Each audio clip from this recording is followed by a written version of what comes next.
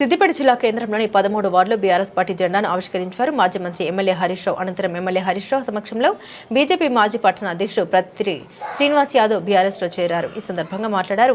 సిద్దిపేట పట్టణాన్ని పరిశుభ్ర పట్టణంగా మార్చుకున్నామని అన్నారు. కాంగ్రెస్ అధికారంలోకి వచ్చిన 25 నెలలు గడుస్తున్నా 4,000 రూపాయల పెన్షన్ ఇవ్వలేదని ఎద్దేవా చేశారు. అయితే ఒక్కటే ఆలోచించండి, బీఆర్ఎస్ గవర్నమెంట్ ఉంటుంటే ఎట్లుండే, ఇవాళ ఎట్లయింది? సిద్దిపేట జిల్లా కావాలన్నా వద్దా? రేవంత్ రెడ్డి ఏమంటుండు, నేనేమో కేసీఆర్ గారు ముఖ్యమంత్రి కాగానే కేసీఆర్ గారు వారి కోరిక, మనందరి ఆకాంక్ష సిద్దిపేట జిల్లా మనం చేసుకున్నామా లేదా?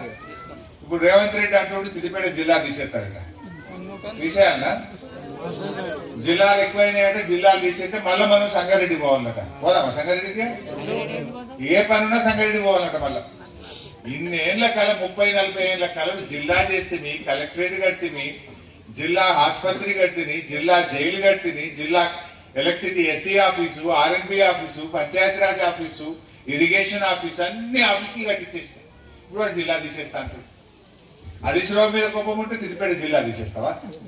మా సిద్దిపేట ప్రజలు ఏం చేసిండ్రు? నా మీద ఎందుకు కోపం? నేను బరాబర్ అసెంబ్లీలో గట్టిగా గల్లబట్టి అడుగుతున్నా, ఏమైనా పోయి 4,000 పింఛన్ ఆడబోయిందని అడుగుతున్నా. తప్ప ఇది? అప్పుడు ఓట్లప్పుడు ఏం చెప్పిండు, అరే కేసీఆర్ 200 ఉంటే 2,000 చేసిండు, నా గుద్దురు నేను 4,000 చేస్తా అన్నాడు. నా మీ గుద్దురి మరి ఏది 4,000 అని అడుగుతున్నా. తప్ప ఇప్పుడు ఆ జిల్లా తీసేస్తా అంటూ ఊకోవాలని నేను కొట్టాలన్నా వద్దా? నా మీద కోపం ఎందుకు నీకు? నేనేమడిగినా మా అవ్వ తాత 4,000.